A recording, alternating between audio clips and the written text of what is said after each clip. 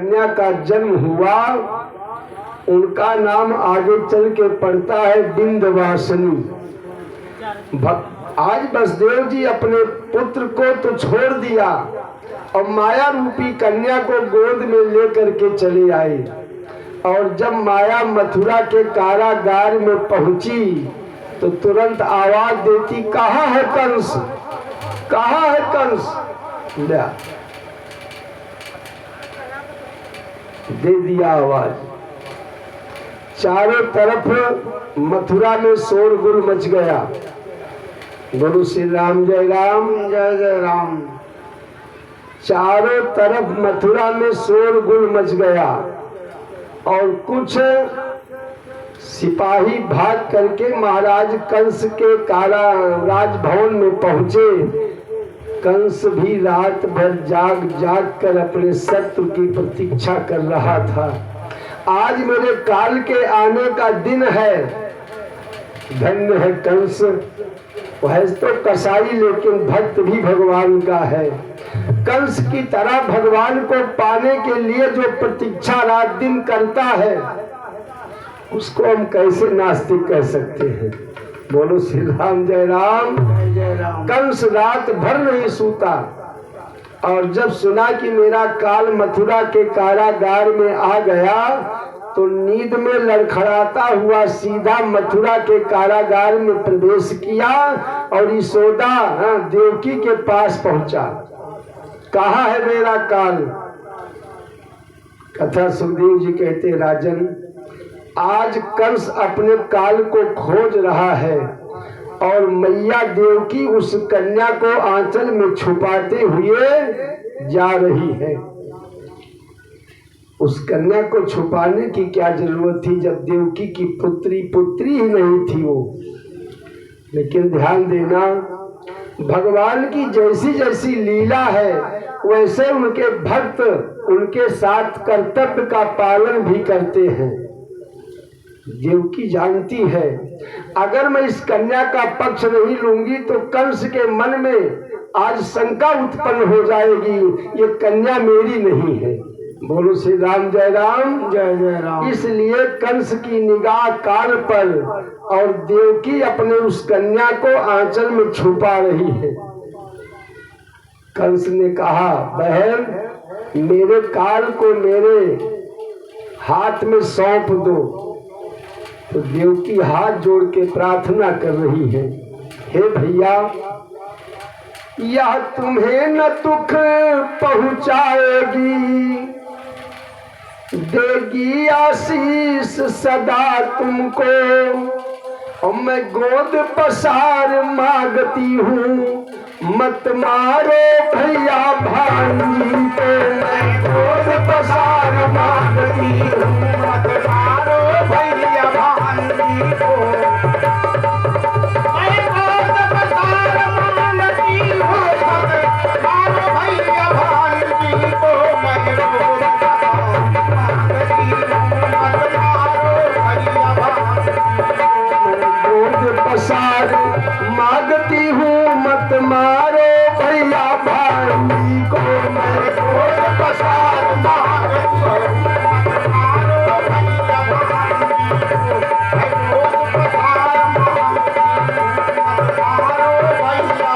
बोले बाल कृष्ण भगवान की जय।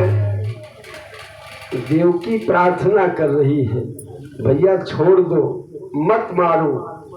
लेकिन कंस मिस कसाई, जिसकी आत्मा कसाई होती उसे कंस कहा जाए तो कोई पाप नहीं है। छीन लिया देवकी के गोद से उस बालिका को और जैसे चरण पकड़ करके शिला पर पटकना चाहा। माया कंस की नहीं ब्रह्म की है। हाथ से छूटकर आकाश मंडल में पहुंची और कहा, पापी कंस तू मुझे क्या मारेगा। अरे तुझे तो मारने वाला ब्रज में जन्म ले चुका है। बोलो श्री राम, जय राम, जय जय। जो धड़कन बढ़ी थी उसे और आज माया ने बढ़ा दिया। और वही आकाश मंडल से मथुरा के कारागार से चलकर सीधा मिर्जापुर डिस्ट्रिक्ट विंध्य पर्वत पर आई और पहाड़ के ऊपर अपना स्थान बनाया। दुर्गा सप्तशती में हमारे यहाँ मार्कंडेय जी ने बड़ा सुंदर उपासना रूपी शब्द का निर्माण किया। दुर्गे अस्मिता हर्षवीतिम शेष जंतो हो स्वस्थे अस्मिता मतमतीम शुभाम ददासी दारिद्र दुख भय हारण काति ध्वन्या सर्वोपकार करणाय सदा चित्या। आज देवी कहाँ आई? बिंद पर्वत पर। ब्रह्म कहाँ गया? गोकुल। कंस खिसिया गया। अब क्या करें? धड़कन भी बढ़ गई और हाथ से काल भी चला गया। बोलो श्री राम जय राम जय जय राम। काल कहाँ था? ये तो काली थी, काली चली गई। कंस थोड़ी देर के लिए देवकी और वसुदेव से क्षमा याचना करता है। परीक्षित को शंका होती है, कहा गुरुदेव पापी कंस और क्षमा। तो सुखदेव जी ने कहा राजन हो सकता है देवी के स्वरूप का दर्शन करने के नाते कंस की बुद्धि में कुछ परिवर्तन आ गया हो, इसलिए आज देवकी के सामने हाथ जोड़ करके कहता है बहन मैंने बड़ा कृतज्ञ पाप किया, तुम्हारे 6 बालकों को मार डाला, इस पाप से मुझे मुक्ति कब मिलेगी? देवकी मूक होकर के कंस की प्रार्थना सुन रही है। अंत में खिसिया के चला गया मथुरा अपने राजमहल में, और इधर धीरे धीरे गोकुल में सुबह हो रहा है। बोलो श्री राम जय राम जय जय राम। न्यौछावर ले है बादक सोहरवा हम काहे गाई, हम कथा आगे बढ़ाओ थी। बोलो श्री राम जय राम जय जय राम। सुखदेव जी महाराज कथा की व्याख्या करते हैं। पांडव वंश के नरेश राजा परीक्षित धीरे धीरे गोकुल में सुबह होने लगा। बोलो श्री राम जय राम। चला गाय ठीक है, हम व्यास स्थान पे हैं। बोलो श्री राम जय राम। नहा धर्म करी फायदा बाधक लिए, बोला कहाँ धर्म हुए। बोलो श्री राम जय राम। आज गोकुल में चारों तरफ खबर पहुंची और जो सुनता है भाग भाग करके बाबा नंद के द्वार पे आ रहा, कोई थरिया बजा रहा, कोई ताली बजा रहा, कोई गुनगुना रहा है। अब कुछ ब्रज नारियों के मुख से मंगल गीत का उच्चारण भी शुरू हो गया, जिसको क्या कहा जाता है? कहा जाता है शुद्ध नाव कहावा। बोलो श्री राम जय राम जय जय राम। बेटवा भाई का हुआ थे सो कहर, जिसको हम गंवारू भाषा में कहते हैं सोहर। बोलो श्री राम जय राम जय जय राम। हम लोग शुद्ध हिंदी नहीं बोलते हैं गांव वाले, उसका नाम है सो कहर। जैसे कई हमारे समधी आएंगे, अरे वो समधी नहीं है, वो संबंधी है। कई हमारे घरे कथा मंत्री पूजा हो, अरे कौन मंत्री कौन राजा था तुम्हारे खानदान में? वो तुम्हारे मात पितृ का पूजन होता है, पितरों का पूजन होता है, किसी मंत्री राजा का पूजन नहीं होता है। पुराण पढ़ो, शास्त्र पढ़ो या भगवान की सत्संग में कथा में बैठो तब ज्ञान मिलेगा, ऐसे थोड़े मिलता है। बोलो श्री राम जय राम जय जय राम। अब ब्रज की नारियों के मुख से आज मांगलिक स्वर का उच्चारण हो रहा है। चलो बजाओ फिर भैया। भादो के निस अधियारिया हो डगरिया, नाही सो हो डगरिया, नाही सो हो भादा कली से अधियारिया हो डगरिया, नाही सो हो डगरिया, नाही सो हो मोरे राम चम चम चम कैद जोड़िया हो गगन नगारा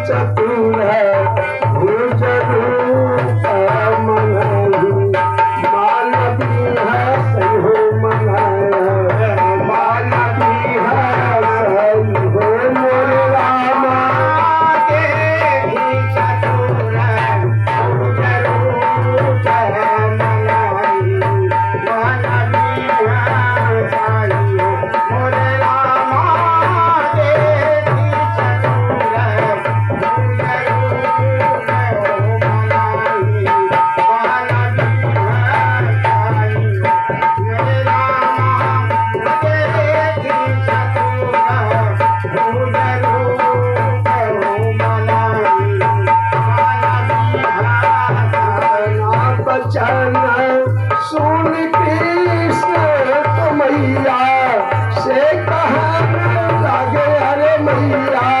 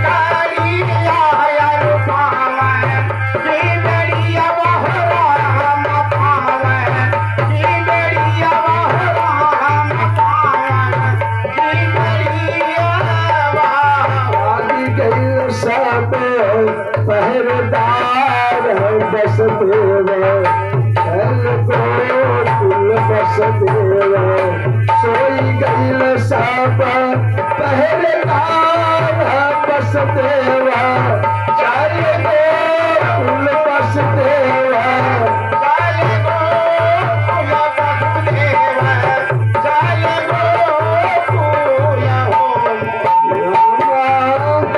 या हम जलदाई सुना सुना मोरे राम हम